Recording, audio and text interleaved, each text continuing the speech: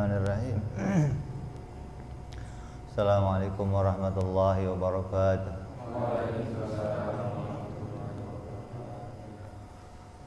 Al-Fatihah ila ruhi Sayyidina Habibina Syafi'ina Rasulillah Sayyidina Muhammad ibn Abdullah sallallahu alaihi wa ala alihi wa sahbihi wa azwajihi wa dhurriyyatihi an Allah ya'li darajatihim bil jannah wa yanfa'una bi asrarihim wa anwarihim wa ulumihim wa nafahatihim wa barakatihim fi dini wa dunya wal akhirah wa ja'aluna min hisbihim wa yarzuquna mahabbatahum wa yatawafana ala millatihim فيحشرنا في زمرتهم بالعافية وسلامة لهم الفاتحة أعوذ بالله من الشيطان الرجيم بسم الله الرحمن الرحيم الحمد لله رب العالمين الرحمن الرحيم مالك يوم الدين إياك نعبد وإياك نستعين اهدنا الصراط المستقيم صراط الذين أنعمت عليهم غير المغضوب عليهم ولا الضالين آمين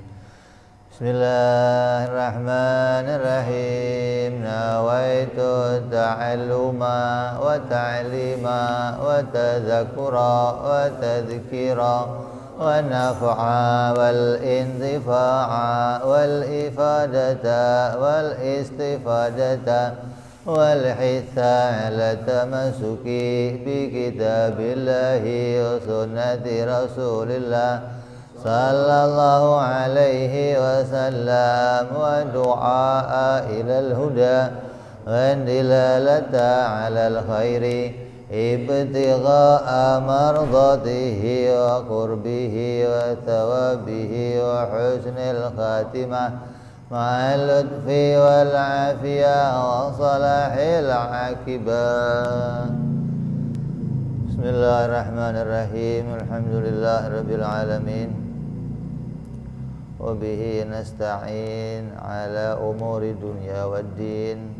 Salatu wassalamu ala rasulillah Sayyidina wa habibina wa syafi'ina wa maulana Muhammadin sallallahu alaihi wa ala alihi wa sahbihi ajma'in. Amma ba'du. Qala musanniful kitab Hadratus Syekh Sa'id bin Armiyah rahimahullah wa ghafara lahu wa liwalidayhi wa nafa'ana bihi fid darain. Allahumma aftah qulubana futuhal arifin wa bihidmatika wansur alaina birahmatika ya arhamar rahimin. Ilan qal sampai masih jaiz ya. Kemarin sudah kita bahas sifat jaiz fi'il, sifat jaiz pada perbuatan Allah, artinya sifat perbuatan Allah. Ada berapa? Sifat perbuatan Allah ada berapa? 2 yang wajib, 2 yang mustahil. Yaitu yang pertama apa? Allah tidak wajib menjadikan segala sesuatu apapun. Allah tidak berkewajiban menjadikan apapun, begitu loh. Enggak ada yang mewajibkan Allah, baik wajib syar'i maupun wajib akli. Kalau wajib syar'i, Allah wajib menjadikan sesuatu menurut syar'i. Lah yang merintah Allah siapa? Allah diharuskan, ya Allah bikin ini, ya Allah bikin ini. Kita yang merintah Allah, apa Allah yang merintah kita? Jadi enggak ada yang bisa ngatur Allah. Maka enggak ada kewajiban bagi Allah menjadikan sesuatu di dalam makna syar'i. Begitupun akli, menurut akli Allah itu enggak wajib menjadikan sesuatu. Kalau Allah wajib menjadikan sesuatu, apa yang terjadi? Yang diciptakan oleh Allah tidak akan berubah menjadi yang lain. Begini, Allah wajib menjadikan yang baik-baik, maka tidak akan muncul yang jelek. Kalau Allah wajib menjadikan yang baik, maka jelek nggak akan muncul. Nah, kalau jelek muncul, yang bikin siapa? Allah bikinnya wajib yang baik, tapi nyatanya jelek ada. Berarti Allah itu nggak wajib bikin baik. Allah boleh saja bikin jelek, Allah boleh juga bikin baik. Yang namanya sutradara itu, sutradara, kamu pernah lihat film? Enggak? Lihatnya apa, wayang? Mau wayang, mau film, sutradara itu bisa bikin jagoan, bisa bikin penjahat, ya. Di dalam wayang ya begitu. Dalang itu bisa bikin jagoan, bisa bikin penjahat, begitu loh. Nggak harus dalang, dalang itu harus bikinnya jagoan semua. Lah penjahatnya bikin siapa? Masa ada wayang main jagoan semua? Nggak seru dong. Ya. Sutradara suruh bikin film, namanya bikin film judulnya Superman, tapi jagoan semua. Ngapain? Ya paling tahlilan doang. Ngapain dia, nggak ada penjahatnya. Jadi jelek itu juga dibikin sama Allah. Allah nggak wajib bikin yang baik. Jadi Allah boleh bikin yang jelek, Allah boleh bikin yang baik. Tidak ada wajib bagi Allah. Kalau Allah wajib bikin sehat gimana?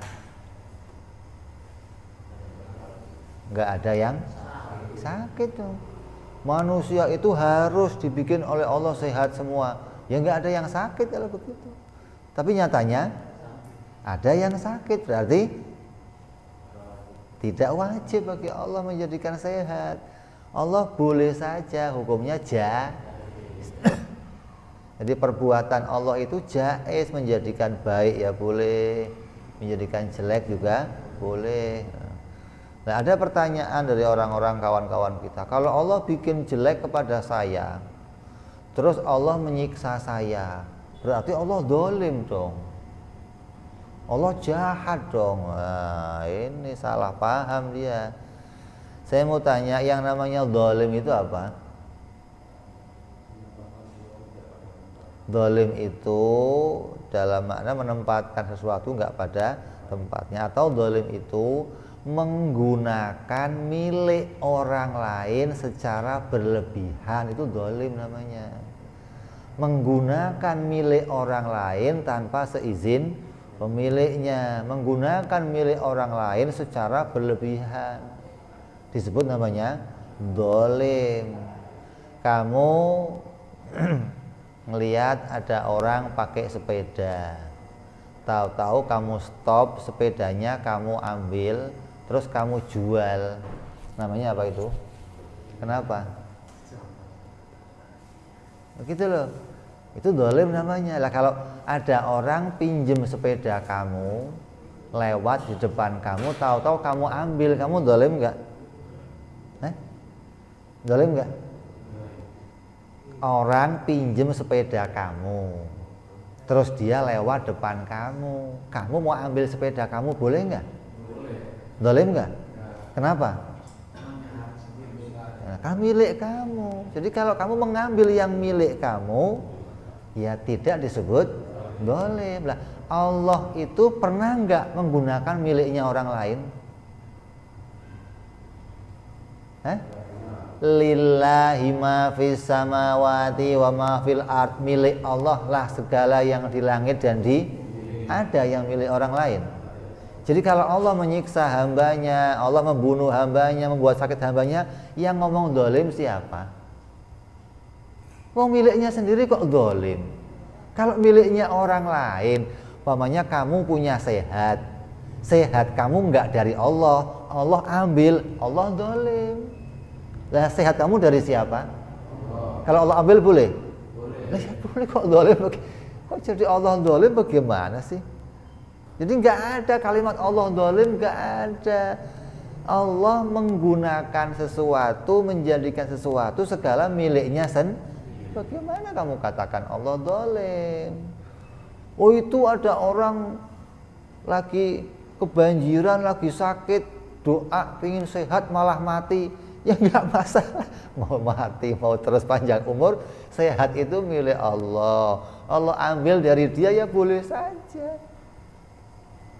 Kata-kata merasa bahwa yang ada pada kamu itu milik kamu, itu kamu katakan Allah zalim. Jadinya kenapa kok perusahaan saya diambil, kenapa kok sehat saya diambil, kenapa hidup saya diambil? Coba gambarannya para nabi alaihimussalatu wassalam. Nabi Allah Nuh, Nabi Allah Ayub, coba yang kaya raya diambil hartanya milik Allah. Anak-anaknya ganteng-ganteng semua mati milik Allah, kata dia. Sampai sehatnya diambil milik Allah. Bagaimana saya mau protes? Itu memang miliknya Allah. Kita muncul di bumi yang ngasih siapa? Allah. Baru muncul dimatiin boleh? Dia boleh, milik Allah. Allah yang berperan di situ, yang menjadikan siapa yang Allah kehendaki siapa. Jadi nggak ada kalimat Allah itu zalim. Allah boleh menjadikan hambanya jelek dan Allah bebas menyiksa hambanya. Kenapa? Karena hamba itu milik Allah, bukan hamba kamu. Kalau hamba kamu disiksa Allah zalim, miliknya sendiri kok zalim, gimana sih gitu loh. Jadi tidak ada kewajiban bagi Allah menjadikan kebaikan, nggak ada.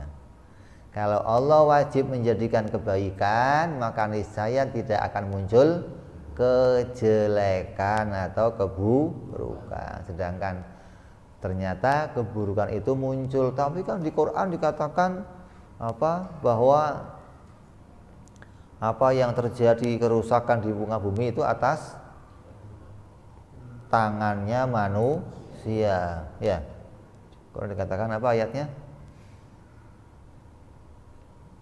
Apa ayatnya? Segala yang terjadi, kerusakan yang terjadi di muka bumi itu atas ulah tangannya manusia. Bima fasadat aidin nas. Jadi kerusakan itu adalah ada di tangan manusia. Maknanya apa? Allah menjadikan manusia perusak. Begitu loh. Jadi Allah jadikan manusia yang memperbaiki dan Allah jadikan manusia perusak. Ya boleh saja. Kamu bangun rumah, terus kamu pingin rumah kamu ganti model. Terus kamu suruh tukang ngancurin rumah kamu, boleh? Sayang dong, baru dibangun kok dihancurin. Ya terserah saya, rumah-rumah saya kok kamu yang protes. Kan sayang, rumahnya sudah bagus. Biarin, mau saya bikin lebih bagus. Mau saya hancurin, nanti mau saya bangun lagi. Dunia ini yang sudah indah begini dihancurkan oleh Allah, boleh? Ya milik Allah. Kiamat itu artinya semua dihancurkan. Terus diapain? Diganti dengan yang lebih baik. Begitu dong. Yang namanya renovasi kan begitu. Bongkar pintu aja, dibongkar jadi bagus begitu. Kalau nggak dibongkar gimana bagusnya? Kapan bang? Lah ya dibongkar dulu baru bagus. Begitu. Lah itu boleh punya sendiri. Coba yang bongkar orang lain coba. Coba kamu umumin masjid dibongkar. Kamu foto, kamu share gitu. Kalau enggak bejibun orang. Kenapa dibongkar Pak? Saya tukang Pak, disuruh. Oh tukang, saya kira siapa bongkar.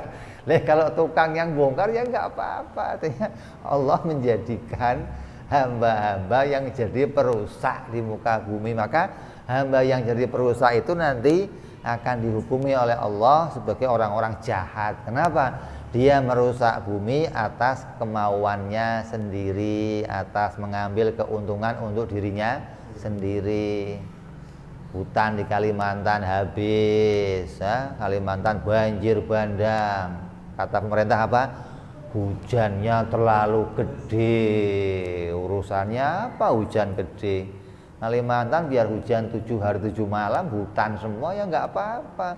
Gara-gara hutannya habis, nah jadi sebab adanya banjir. Nah, kalau banjir itu yang bikin ulah tangan manusia sendiri, bukan Allah. Oh, lah yang terjadi zaman Nabi Nuh itu hutan mana yang ditebang? Kok banjir itu hutan mana? Itu Nabi Nuh nebang hutan mana? Kok tahu-tahu banjir bandang begitu? Jadi nggak ada kewajiban bagi Allah menjadikan sesuatu apapun. Ada tukang es.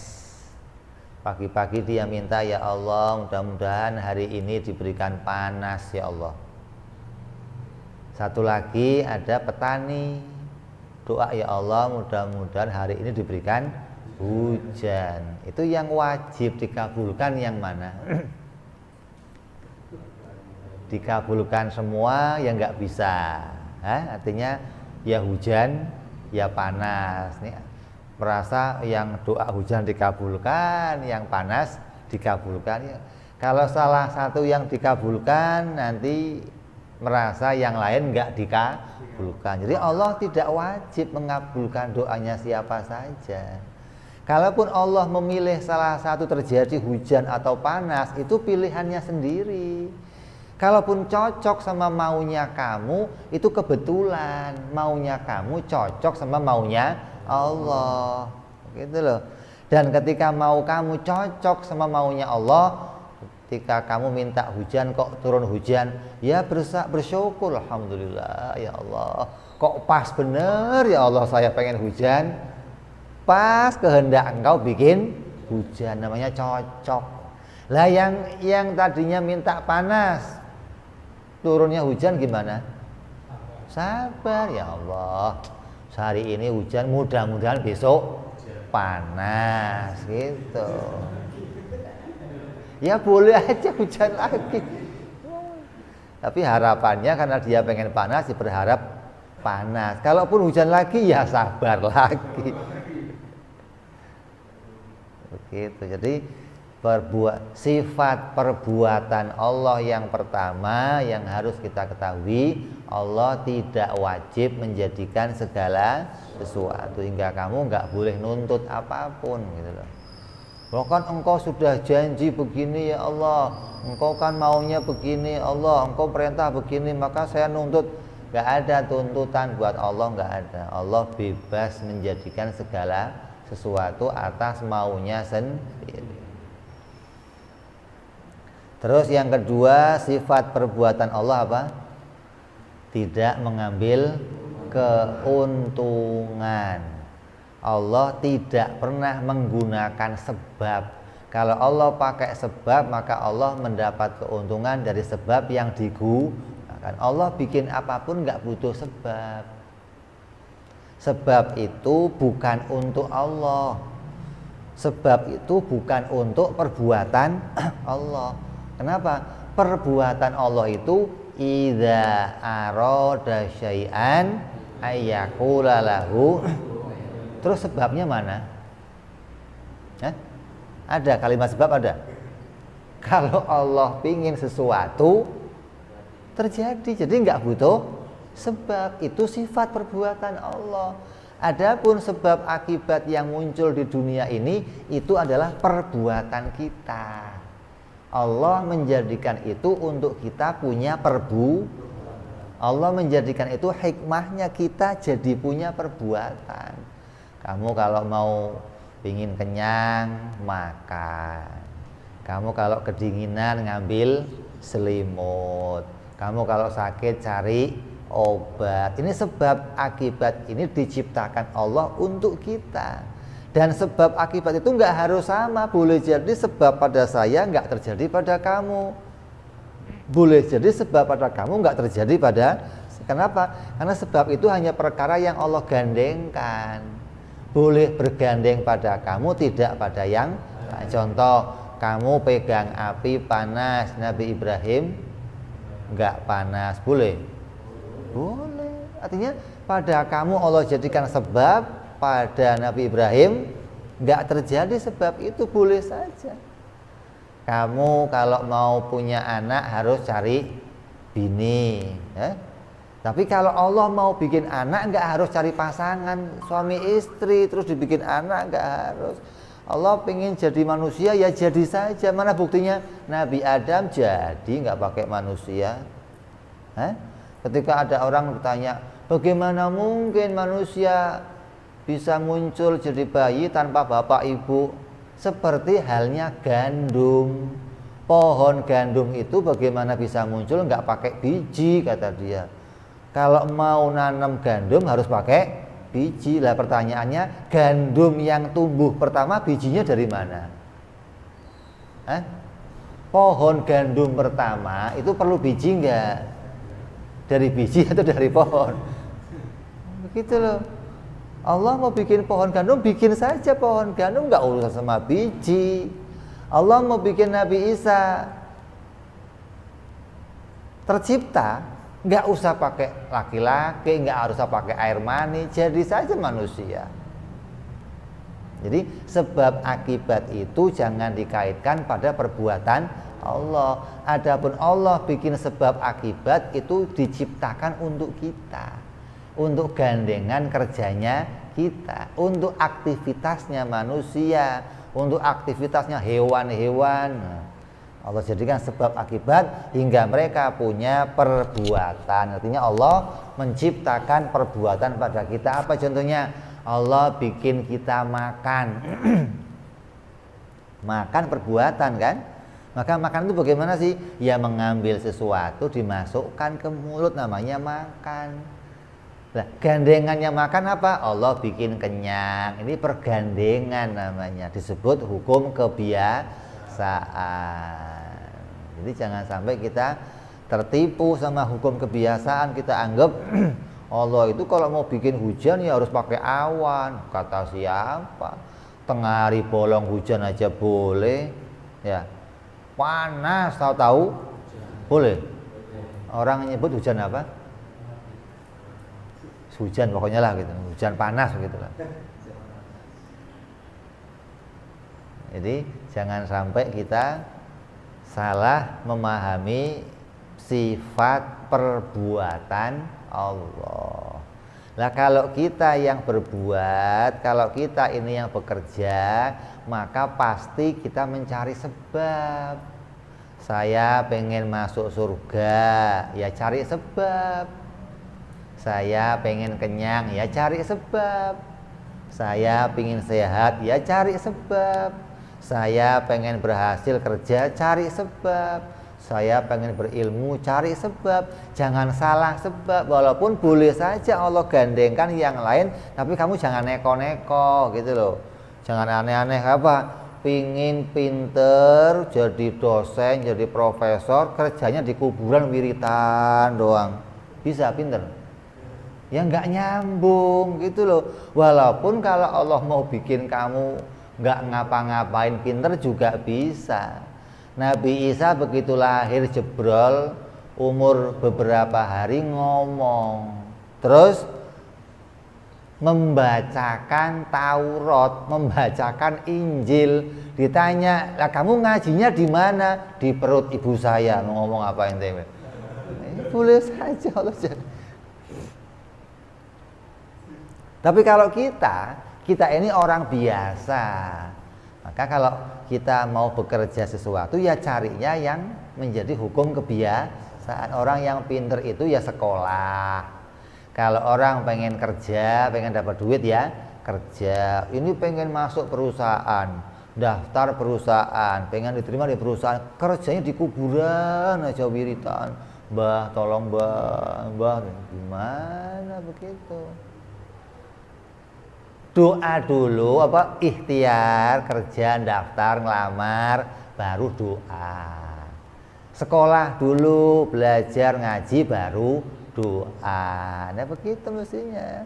Bukan doa juga bisa, ya bisa. Kalau kamu orang luar biasa mah nggak apa-apa. Kamu orang biasa yang mengikuti sunnatillah, apa yang jadi adat yang diciptakan oleh Allah. Jadi adat itu untuk kita, jangan dikaitkan sama perbuatan Allah. Perbuatan Allah nggak butuh sebab. Kenapa? Idza arada syai'an ayyaqula lahu kun fayakun. Itu tanda Allah nggak butuh sebab. Allah mau bikin manusia, ya jadi saja manusia. Mau gandengannya sama batu, mau gandengannya sama mani, mau gandengannya sama tanah, mau gandengan sama tulang. Kalau Allah maunya bikin manusia, yang jadi itu yang Allah pingin, bukan sesuai gandengannya. Beda sama kita. Kalau kita bikin bubur dari nasi, ya jadinya bubur nasi, bahannya nasi. Kalau pakai bubur pakai besi, jadinya apa? Ya bubur besi, nggak bisa jadi nasi, nggak bisa. Pengen bubur nasi bahannya, nah begitu. Ini sesuai kalau kita. Kenapa? Karena kita perbuatan kita terkait sama adat. Kalau ada orang yang luar biasa, kamu juga jangan bingung. Kalau ada orang tahu-tahu naik motor, motornya habis, ada sumur diisi bensinnya pakai air sumur, terus jalan lagi, kamu jangan heran. Wah, kok bisa ya? Ya bisa saja, Allah bikin gandengan begitu bisa saja. Oh, nggak pakai bensin jalan aja bisa. Siapa? Matahari nggak ada bensinnya, jalan tiap hari keliling. Ada bensinnya? Pernah dicas? Nggak pernah habis baterainya, itu nyala dari dulu. Nggak pernah redup sedikit aja, nggak pernah terang terus. Ya Allah menjadikan nggak butuh kepada bahan. Tapi kalau hukum kebiasaan kemudian dirubah oleh Allah, boleh saja. Karena hukum kebiasaan itu sesuatu yang diciptakan oleh Allah. Dan Allah tidak mengambil keuntungan dari sebab apapun untuk menciptakan sesuatu. Allah bikin malaikat, Allah untung nggak? Allah bikin malaikat untung nggak? Ketika malaikat diutus oleh Allah untuk menyambut seorang hamba yang mukmin, hamba yang bertauhid, hamba yang ahli akli, hamba yang banyak ngeyel, datang malaikat, assalamualaikum, siapa kamu? Saya utusan Allah. Mana buktinya? Mana buktinya? Saya suruh Allah nyabut kamu. Ya nggak bisa, kamu nggak bawa bukti, nggak bisa saya. Maka dia balik kepada Allah, ya Allah ini nggak mau dicabut ya Allah. Artinya apa? Kalau memang yang nyabut itu malaikat, maka nggak izin lagi, cabut aja. Tapi nggak begitu. Maka dia kembali kepada Allah, kata Allah, ambilkan satu tulisan dari surga, berikan kepada dia sebagai bukti. Nah, diambil sebuah tulisan, tunjukkan, oh ya tahu saya itu buktinya, monggo dicabut nyawa saya. Allah yang mengizinkannya. Artinya Allah tidak mendapatkan bantuan dari malaikat, justru malaikat dibantu kerjanya sama Allah. Jangan dianggap malaikat bantu Allah, mana ada malaikat bantu Allah, begitu loh. Jadi kita dibantu oleh Allah, hamba dibantu oleh Allah. Mau itu para nabi, mau itu para malaikat, siapa saja, Allah yang menjadikan pertolongan untuk mereka hingga mereka menjadi ahli ibadah, orang yang taat kepada Allah. Ini tandanya Allah tidak butuh bantuan siapapun, Allah tidak mengambil keuntungan. Tanazzahu ta'ala anil aghradi fi af'alihi wa ahkamihi. Allah tidak mengambil keuntungan dari menciptakan sesuatu ataupun dari menetapkan suatu hukum. Kamu harus begini, kamu harus begini, kamu harus begini. Allah nggak dapat keuntungan dari merentah kamu. Kamu disuruh zikir, kamu disuruh wirid, kamu disuruh Allah, nggak dapat keuntungan dari wirid kamu, dari zikir kamu. Yang dapat keuntungan siapa? Ya yang zikir itu. Yang dapat keuntungan ya yang wirid itu nanti. Sama halnya dengan kamu berbuat maksiat, Allah nggak pernah rugi, nggak pernah. Sedunia maksiat semua, Allah nggak rugi. Sedunia taat semua, Allah nggak untung. Ini sifat perbuatan Allah yang kedua yang harus kita imani. Jadi sifat perbuatan Allah ada dua. Yang pertama, tidak wajib menjadikan segala sesuatu. Yang kedua, tidak butuh sebab, tidak mengambil keuntungan dari segala sesuatu apapun yang diperbuatnya, baik itu menciptakan sesuatu atau menetapkan suatu hukum. Terus setelah bicara perbuatan, sifat perbuatan Allah, berikutnya bicara sifat perbuatan yang diciptakan. Ya, pertama perbuatan yang menciptakan. Terus bicara apa lagi? Perbuatan yang diciptakan. Biar kamu jelas Allah itu sifat perbuatannya bagaimana, dan kita ini aslinya sifat perbuatan kita bagaimana. Kita bicarakan. Artinya sifat yang diciptakan oleh Allah. Sama aja mau ngomong sifat perbuatannya dalang dan sifat perbuatannya wayang, gitu loh. Sifat perbuatannya sutradara dan sifat perbuatannya pemain. Ini ada dua sifat perbuatan. Jangan sampai kamu nggak mengenali salah satunya, atau kenal cuma satu, nggak kenal yang lainnya, nanti kamu akan mensifati dengan sifat yang salah. Yang pertama, la ta'thira li syai'in minal kainati fi athari ma bi quwwatihi.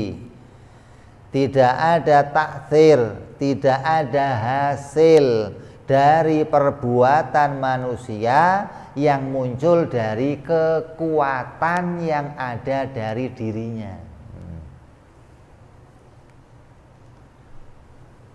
Manusia dibikin kuat oleh Allah. Banyak hamba-hamba yang dibikin kuat oleh Allah.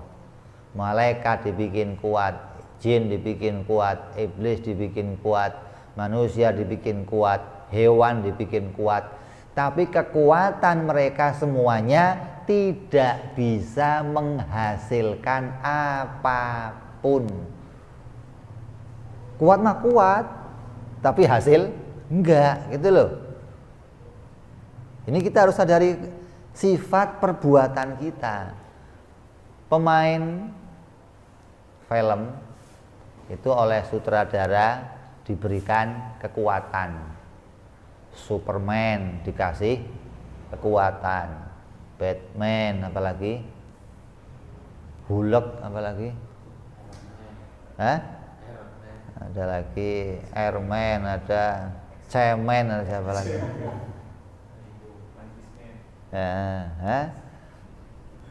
Artinya sutradara itu boleh memberikan kekuatan kepada siapa saja yang akan jadi pemain.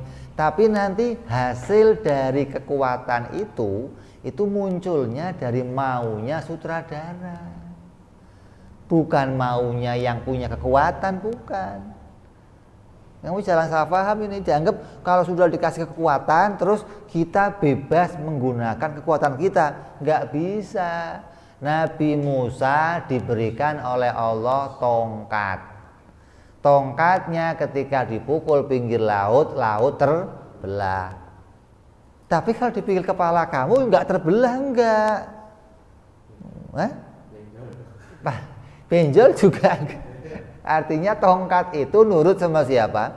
Allah. Walaupun yang pegang Nabi Musa dan diperkenalkan itu tongkat sakti, tetap ketika mau punya hasil, yang bikin hasilnya siapa? Allah. Artinya tongkat itu tidak punya daya upaya apa-apa, walaupun disebut tongkat yang kuat, sakti, gitu loh. Besi yang keras itu tidak bisa membuat hasil apa-apa.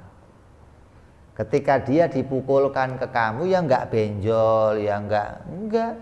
Nanti benjolnya sesuai maunya Allah. Contoh, kamu nonton film, terus di adegan film itu kamu ditabrak sama mobil. Mobilnya kenceng, kamu lagi nyebrang, tabrak der. Yang nentuin luka siapa? Kalau sutradara maunya cuman kupingnya doang yang luka, ya jadi nggak gara-gara mobilnya padahal kenceng loh, masa cuman kupingnya doang yang luka, ya terserah sutradara. Artinya kekuatan mobil itu nggak menghasilkan apapun, gitu loh. Jadi kita harus pahami kekuatan kita, kemampuan kita. Mau kamu tiap hari push up, tiap hari apa itu? Ya. Terus tangannya keluar telurnya, nggak otot lagi, telur sekalian keluar telur. Kekuatan kamu nggak ada. Artinya kekuatan kamu tidak bisa menghasilkan sesuatu apapun. Banteng yang kuat, gajah yang kuat, segala yang kuat. Pesawat terbang bisa mengangkut segalanya naik ke atas semua. Nggak cuma 1 orang, 100 orang terangkat semua ke atas. Kekuatannya itu bukan hasil dari dirinya. Ketika dia terbang, maka Allah yang menaikkannya. Gitu loh. Nyambung nggak ini? Nyambung nggak sih?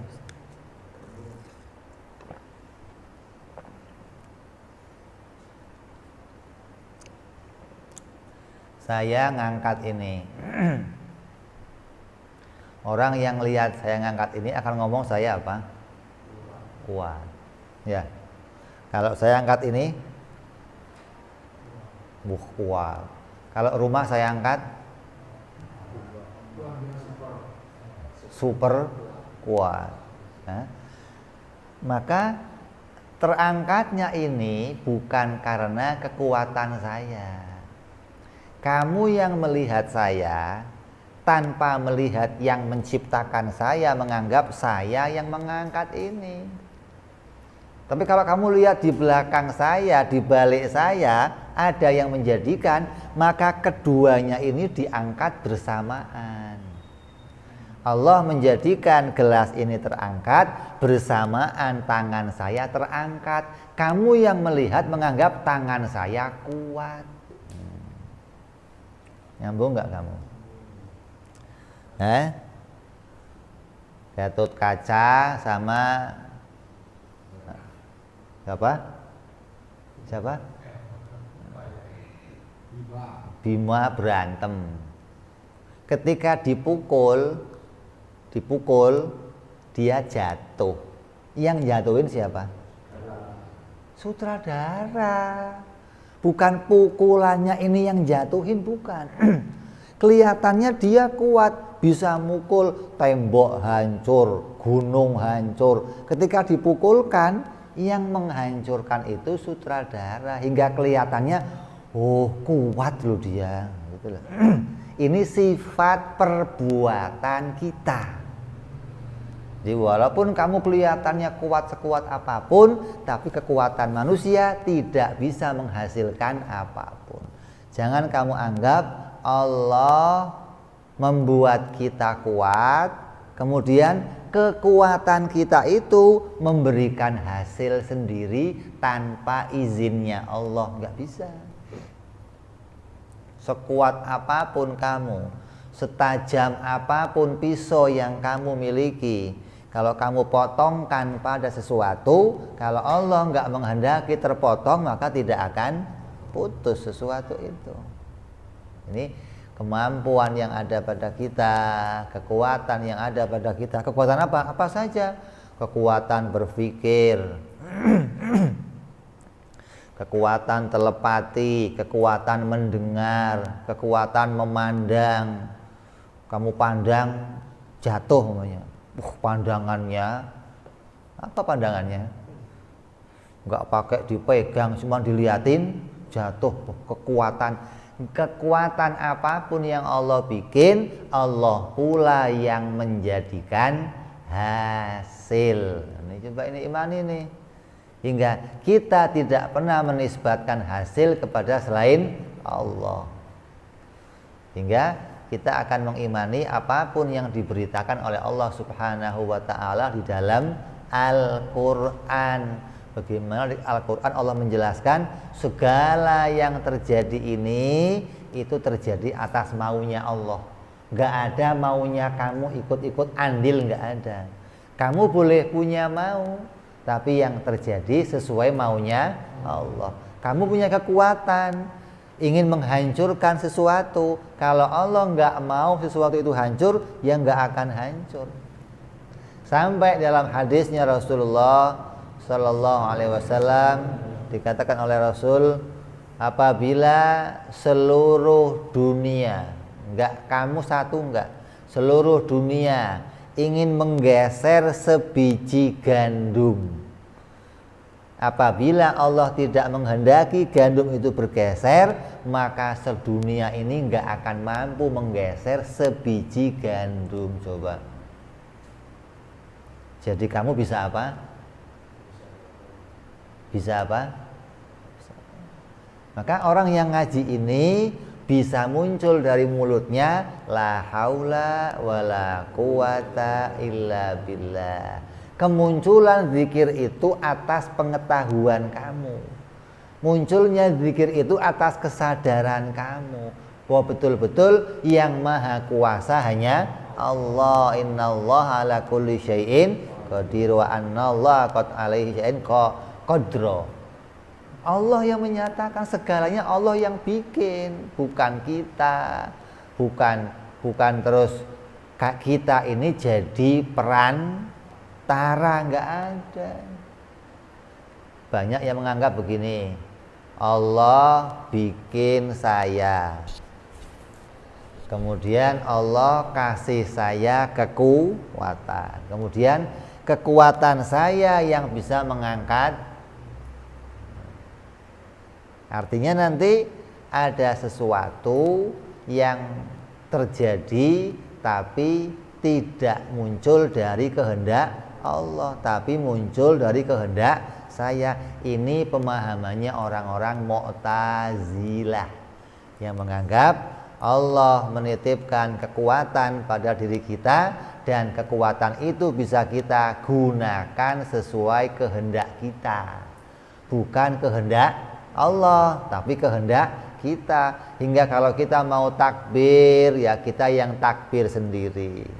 Kalau kita mau ruku, saya sendiri yang ruku. Hingga mereka mengatakan ibadah itu hasil perbuatan manusia itu sendiri. Dari mana manusia bisa ibadah? Dari kekuatan yang Allah titipkan pada dia. Jadi mereka menggambarkan manusia itu kayak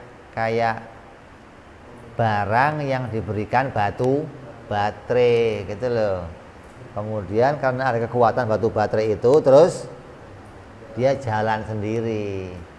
Jadi pemberi batu baterai, setelah batu baterai dimasukkan, tugas pemberi batu baterai ngapain lagi?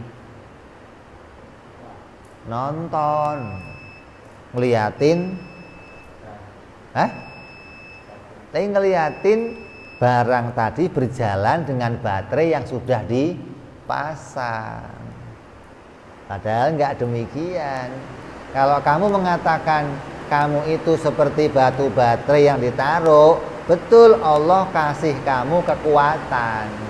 Tapi nanti jalannya kamu itu ada remote kontrolnya. Remote kontrolnya di sono gitu loh. Bukan kamu jalan sendiri, bukan. Kelihatannya kamu milih sendiri mau ke sono kemari, tapi terjadinya itu sesuai kehendaknya Allah Subhanahu wa taala. Ini sifat pertama yang harus kita sadari, bahwa kekuatan yang muncul dari saya itu diciptakan oleh Allah. Kekuatannya Allah ciptakan, hasilnya juga Allah ciptakan. Hingga ketika kita kok bisa mengangkat tangan untuk sholat, kita sadari Allah yang menolong saya. Ketika bisa rukuk, bisa sujud, di situ ada haknya Allah untuk kamu puji. Di tiap ibadah kamu ada haknya Allah untuk dipuji. Kenapa? Karena Allah yang menjadikan kita ibadah. Tidak mungkin kita bisa ibadah tanpa ditolong oleh Allah. Walaupun kamu punya banyak orang kuat. Coba di luar sana banyak orang kuat, sehat, bahkan tapi nggak sholat. Ada? Kenapa nggak sholat? Padahal kuat sholat dia. Banyak orang yang rumahnya sebelah masjid tapi nggak bisa ke masjid. Kenapa? Lumpuh.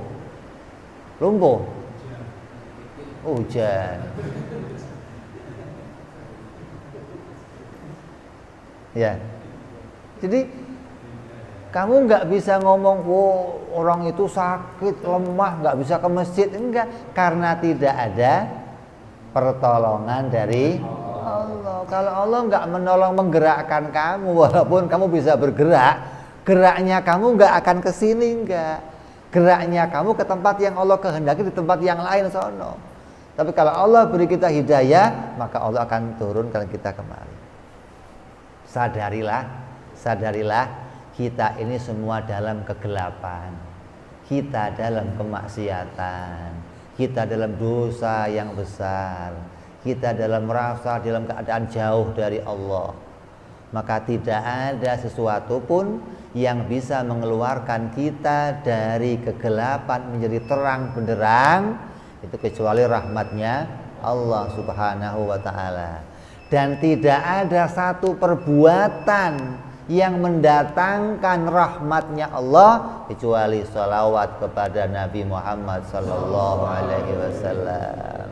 Ya Allah katakan apa? Siapa orangnya, kata Rasulullah, yang bersolawat kepadaku sekali, maka Allah bersolawat kepadanya 10 kali. Tandanya apa? Orang yang bersolawat, orang yang masih mau solawat, itu dia berharap dirinya dipindah oleh Allah dari kegelapan pada terang benderang. Apabila kamu tiba-tiba punya kehendak berbuat baik, bisa sampai berbuat baik, maka di situ ada pertolongannya Allah, dan di situ ada haknya Nabi Muhammad sallallahu alaihi wasallam untuk kita puji juga. Kenapa? Karena rahmatnya yang Allah turunkan, pintunya adalah Nabi Muhammad sallallahu alaihi wasallam. Jadi luar biasa. Kita harus sadari, kita ini dibikin baik oleh Allah, dibikin taat oleh Allah, dibikin jadi orang mulia oleh Allah. Kenapa? Apa hikmahnya? Allah berkenan menyenangkan hatinya Nabi Muhammad sallallahu alaihi wasallam. Coba. Luar biasa. Jadi jangan kita anggap saya ibadah sendiri, saya taat sendiri, saya sholat. Enggak ada. Kekuatan kita ada. Jangan ngomong saya enggak kuat. Kuat, tapi saya tidak bisa menghasilkan sesuatu dari sholat, dari kekuatan saya. Hingga puncaknya orang ngaji tauhid apa? Enggak bisa sholat. Kalau kamu masih merasa saya masih bisa sholat, maka kamu belum sampai pada makna mengenali sifat perbuatan diri kita, sifat perbuatan yang diciptakan oleh Allah. Kamu menganggap sifat perbuatan Allah ada pada kamu, rusak iman kamu. Belum bertauhid kamu kepada Allah. Maka kamu akan bertauhid kepada Allah ketika kamu mengakui sifat perbuatan kamu itu diciptakan oleh Allah. Kekuatan kamu, daya kamu apapun untuk menghindari kemaksiatan, mendatangi ketaatan, itu dari Allah subhanahu wa ta'ala, bukan dari diri kita sendiri. Ini sifat perbuatan yang harus kita imani. Kalau kita nggak mengimani ini, kita akan menganggap saya sholat sendiri, saya ibadah sendiri, saya bisa melakukan amal baik sendiri. Itu kita akan akui sendiri. Jadi ini yang kita kaji ini adalah perbuatan hati yang harus kita pahami dalam hati. Jangan dikeluarkan di mulut. Kalau di mulut nanti berantem sama orang kamu. Itu pengakuan hati. Ditanya, ayo sholat yuk. Maaf, saya nggak bisa sholat. Wah, ditanya, kamu lumpuh? Enggak. Sakit? Enggak. Kaplak, kok nggak bisa sholat, gimana sih? Muadzin teriak-teriak, hayya ala sholat. Jawabnya, saya nggak bisa sholat. Apa nggak rame ente? Jawabannya di dalam hati. Begitu dong. Jangan dimunculkan dalam mulut. Kalau ditanya, kamu sudah sholat? Alhamdulillah. Ayo kita sholat, insya Allah. Ayo kita jalan bareng. Jadi walaupun kita itu detik berikutnya akan melakukan, tetap insya Allah. Walaupun detik bedanya, coba.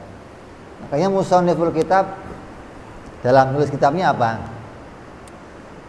Habis ini akan saya terangkan tentang sifat-sifat ma'ani, insya Allah. Padahal tinggal nulis masih pakai insya Allah. Kenapa? Untuk berikutnya itu pertolongan Allah lagi, begitu loh. Bab sebelumnya sudah selesai dia tulis. Nanti akan saya tulis penjelasannya insya. Kok pakai insya Allah? Tinggal nulis aja. Karena dia mengakui saya nggak punya kemampuan apapun, begitu loh. Makanya orang mukmin itu selalu menyandarkan pada pertolongannya Allah. Kalau kamu ditanya, kamu iman nggak? Jawabnya apa? Insya Allah. Kamu iman nggak kepada Allah sekarang? Jawabnya iman nggak? Apa insya Allah? Iman apa insya Allah? Saya tanya, kamu laki-laki bukan? Apa insya Allah? Laki-laki lah begitu. Kalau keadaan yang sekarang, ya kamu harus nggak pakai insya Allah. Laki-laki saya, iman saya, begitu dong. Kalau misalnya nanti kamu iman nggak? Insya Allah, begitu. Nah, yang nanti itu akan datang atas pertolongan Allah. Walaupun satu detik berikutnya, gitu loh. Insya Allah. Orang mukmin selalu tonjok loh, insya Allah, pingsan loh, tampar loh, insya Allah. Bisa ini, insya Allah bisa. Bangun gedung, insya Allah bisa. Hingga kalau orang mukmin ngaji tauhid, dia jadi insinyur yang beriman, jadi dokter yang beriman, jadi pengusaha beriman, karena mengakui ini atas pertolongan Allah Subhanahu wa ta'ala, bukan muncul dari dirinya sendiri. Ini pengakuan kita. Ini pengakuan apa? Hati. Jangan jadi Superman. Tahu Superman? Apa?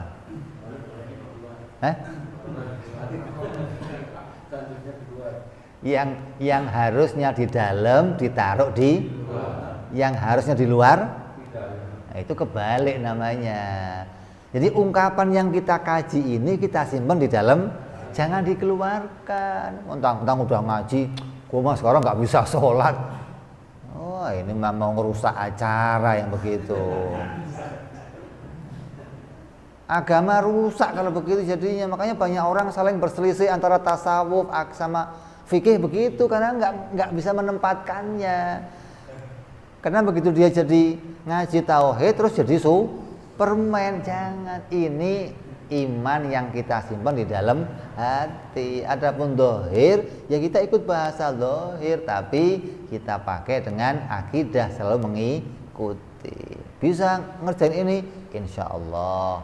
Bisa ini, insya Allah. Kenapa? Karena kita mengimani sifat perbuatan kita yang pertama, kekuatan siapapun yang Allah ciptakan tidak punya hasil apapun. Ya, ini yang pertama. Insyaallah kita akan sambung yang akan datang sifat yang kedua. Wallahu a'lam bishawab. Wa ila hadratin nabi al-fatihah. A'udzu billahi minasyaitonir rajim. Bismillahirrahmanirrahim. Alhamdulillahi rabbil alamin arrahmanir rahim maliki yaumiddin. Iyyaka na'budu wa iyyaka nasta'in ihdinas siratal mustaqim. Siratal ladzina an'amta 'alaihim ghairil maghdubi 'alaihim waladdallin. Amin. Ya rabbal